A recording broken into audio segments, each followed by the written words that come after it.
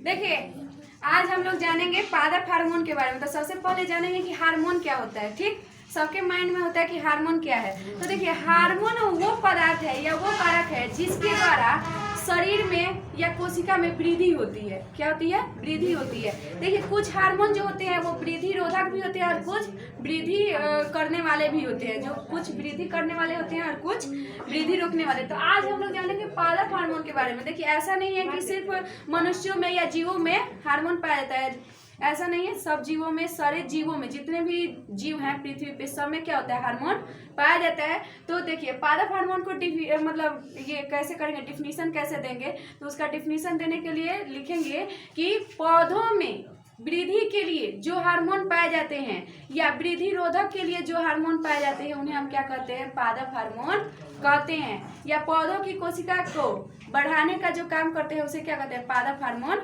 कहते हैं। ठीक, और देखिए, इनका प्रकार हम दो भागों में बांट दिए, एक वृद्धि हार्मोन और एक वृद्धि रोधक हार्मोन के बीच। अब देखिए, वृद्धि हार्मोन को ऐसे तो पादप हार्मोन को कितने वर्गों में बांटा गया है? 5 वर्गों में। कितने वर्गों में? 5। 3 गो इधर और 2 गो इधर। कितना हो गया? 5 हो गया। तो ये क्वेश्चन आप लोग को ऑब्जेक्टिव में पूछेगा कि पादप हार्मोन को कितने वर्गों में बांटा गया है? कितने वर्गों में? 5 वर्गों में। ठीक, अब देखिए, जो वृद्धि हार्मोन है ये ऐसे इसलिए लिख दिए कि आप लोग को समझने में और डिफाइन करने में दिक्कत नहीं होगी। देखिए, जिब्रेलिन और ऑक्सिन ये दोनों क्या होता है? पौधे के शीर्ष भाग में पाया जाता है। शीर्ष भाग बोले तो उसके फुनगी में पाया जाता है। जो अपने भाषा में हम लोग फुनगी बोलते हैं ना, तो उसी में पाया जाता है। इसका काम क्या होता है? सेल को बढ़ाने का काम करते हैं। ये लोग पेड़ को मोटा करने का काम करते हैं। देखिएगा, पहले पेड़ हम लोग पौधा लगाते हैं, पहले छोटा रहता है, फिर उसके बाद इतना छोटा रहता है, फिर इतना इतना इतना बढ़ते जाता है, और उसके बाद क्या होता है? वो इतना पहले पतला होता है, फिर इतना होता है, इतना होता है, फिर बड़ा मोटा हो जाता है। तो किसके कारण होता है? इन हार्मोन की वृद्धि के कारण होता है। ये हार्मोन जो होते हैं ना, ये उन लोगों को क्या करते हैं? पोषण देने का या वृद्धि करने का काम करते हैं। अब देखिए, पहले क्या होता है? एगो कोशिका होता है, एगो कोशिका से अनेकों कोशिका का निर्माण होता है। किसके द्वारा? कोशिका विभाजन द्वारा। तो ये लोग कोशिका विभाजन में भी काम करते हैं। अब देखिए, एक इनमें बहुत इंपॉर्टेंट है, इसके बारे में क्वेश्चन पूछता है कि यदि पौधे के शीर्ष भाग को काट दिया जाए तो क्या होगा? तो क्या होगा?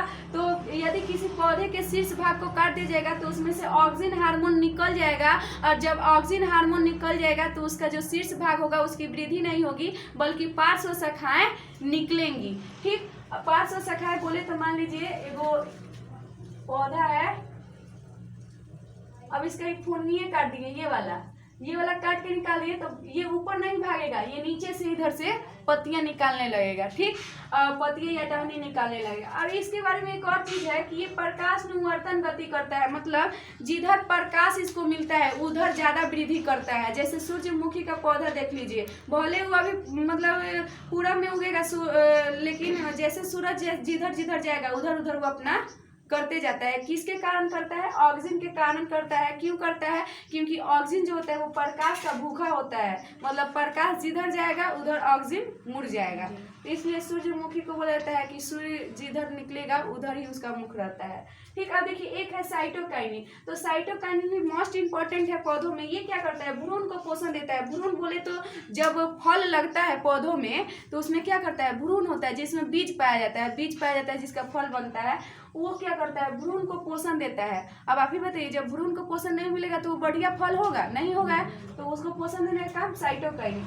उसके बाद फल एवं सब्जी को ताजा करता है। देखिएगा कि फल एवं आप लोगों के माइंड में भी तो आता होगा कि अच्छा, मान लो कि 1 महीने से फल लगा हुआ है पेड़ पे, तो वो ताजा ही क्यों है? सूख क्यों नहीं गया पेड़ पे ही? तो क्यों नहीं सूखा? क्योंकि उसमें क्या है? साइटोकाइनिन उसको पोषण दे रहा है। और उसके बाद कोशिका द्रव्य का विभाजन। देखिए, ये लोग कोशिका का विभाजन करते थे और इसमें क्या हो रहा है? कोशिका द्रव्य का विभाजन हो रहा है। मतलब कोशिका में जो द्रव्य होता है उसका विभाजन कौन करता है? साइटोकाइनिन करता है। इतना इन लोगों के बारे में वृद्धि हार्मोन के। अब देखिए, वृद्धि रोधक हार्मोन, रेड वाला मार्कर नहीं है, नहीं तो हम इसको रेड से लिखते तो और अच्छा रहता, क्योंकि रेड जो होता है वो रोधक का प्रतीक होता है। ठीक, और देखिए एब्सिसिक एसिड ये क्या करता है, अनुकरण को रोक देता है। अनुकरण बोले तो जो बीज अंकुरित होती है ना, जो बीज निकलता है उसी को रोक देता है। और उसके बाद ये क्या करता है, कोशिका विभाजन को भी रोक देता है। तो इसलिए बोला जाता है कि अगर एब्सिसिक एसिड का अगर छिड़काव कर दिया जाए तो पौधे की सारी पत्तियां क्या हो जाएगी, सूख कर गिरने लगेंगी और पौधा क्या हो जाएगा, सूख जाएगा पूर्ण रूप से। तो कोनो को जर्नियाई होता है ना, तो किसी के बागान में जाके यही काम करता है सब कि रहो इनकर पेड़वे सुखा दी ना, हम फल खाएं नहीं कहे खाए दें। तो ये ऐसा काम नहीं करना चाहिए। मतलब रासायनिक रूप में भी मिलता है, लेकिन ये अधिकांशतः पौधे में होता है। देखिएगा कभी पौधे में कुछ नहीं किए लेकिन वो अपने आप सूख गया। किसी पौधे को हमने कुछ नहीं किया लेकिन वो अपने आप सूख गया। क्यों सूख गया, क्योंकि उसमें एब्सिसिक एसिड की जो मात्रा है वो क्या हो गई, बढ़ गई। ये हार्मोन की जो मात्रा है बढ़ जाने के कारण पौधे क्या हो जाते हैं, सूख जाते हैं। अब उसके बाद है एथिलीन। देखिए एथिलीन का रासायनिक सूत्र होता है C2H4। क्या होता है, C2H4। और देखिए ये जो होता है ना एथिलीन, ये प्राकृतिक रूप से पौधे में पाया जाता है, मतलब वो अपने आप पाया जाता है। तो ये क्या काम करता है, फल को पकाता है। क्या करता है,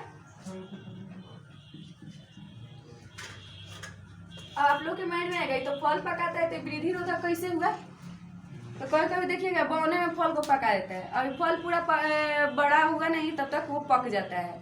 तो ये उसके वृद्धि को रोक देता है, फल की वृद्धि को रोक देता है। लेकिन जो अब देखिएगा आप लोग देखते हैं कि जब फल लग जाता है तो किसान लोग जो क्या करता है, पहले ही फल तोड़ लेता है।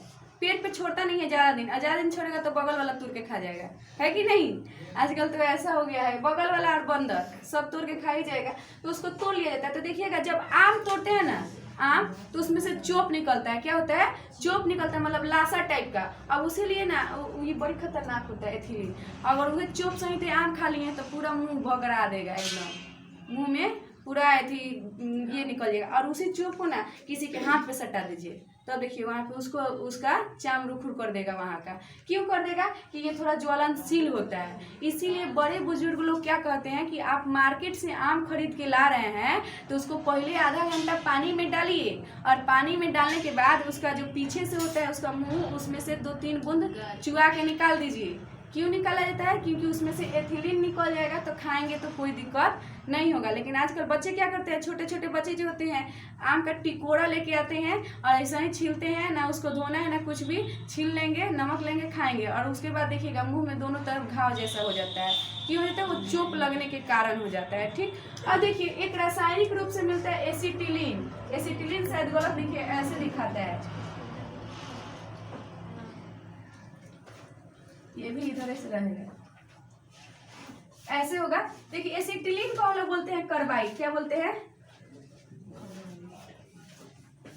कार्बाइड बोलते हैं अपने भाषा में। लेकिन इसका एगो बहुत बड़ा कमी है, ये जिधर रहेगा ना, ये जिधर रहेगा उधर क्या करेगा, फल को पकाएगा, जिधर नहीं रहेगा उधर नहीं। तो देखिएगा जब मार्केट से हम लोग कार्बाइड वाला फल खरीदते हैं तो क्या होता है कि एक तरह का पका हुआ रहता है और पीछा नहीं पका रहता है। क्यों, क्योंकि उधर उसको कार्बाइड नहीं मिला है। तो बहुत लोग चला क्या करता है, जो पका रहता है वो खा लेता है, जो नहीं पका रहता है उसको छोड़ देता है, है कि नहीं। तो ये क्या करता है, देखिए सबसे पहले ये CaCH2 से मिलकर H2O से मिलकर और तब इसका निर्माण करता है, C2H2 का निर्माण करता है। तो ये इससे मिलने के बाद मतलब जल का, देखिएगा कार्बाइड लाते हैं लोग तो ऐसा ही नहीं डालकर छोड़ दिया जाता है, उसको सूती बोरा में, बोरा बोले तो मतलब बोरा तो सब लोग समझ रहा है अपना, आप लोग क्या किया जाता है, बोरा में फल को रख दिए, चाहे केला हो, आम हो, लीची हो, और उसमें इतना सही पाउडर के रूप में मिलता है एसिटिलीन, पाउडर के रूप में मिलता है, उसको डाल दिया जाता है। डालने के बाद उसमें पानी का छिड़काव किया जाता है, ताकि पानी का छिड़काव होगा ना